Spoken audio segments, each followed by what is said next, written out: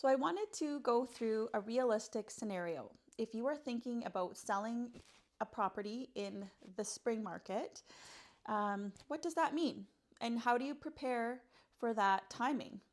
And I'm going to give you a realistic timeline because it does usually takes a lot longer than you think. So let's say, it's January 15th and you call me and I give you a home evaluation. From that conversation, it sometimes might take you a couple of weeks to get the house ready to sell, depending on, how much work you've already done before I've come there. But on that meeting, I'm going to go through the house with you and I'm going to make a list and kind of help you decide what things we need to work on in order to get it ready to sell.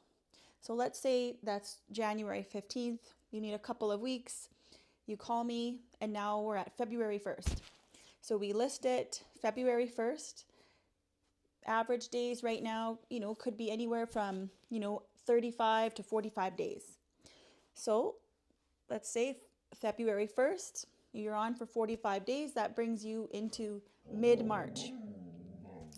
Mid-March, you get an offer, and that offer has conditions, and typically that's about 10 business days. So that now brings you pretty close to the end of March. So now you're at the beginning, conditions come off, the house is officially sold, but typically buyers will ask for about 30 to 45 days for for possession, which means you are now moving by the end of April. So I wanted to let you know that because if you haven't sold during the spring or you've never sold before, I think you just need to realize that it does take a bit of time and planning. And what I can do for you in the early stages is help give you your options.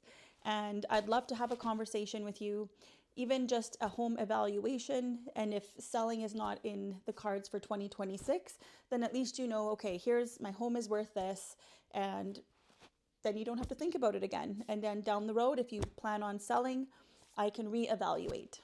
Anyways, I hope that helps put some things into perspective for you.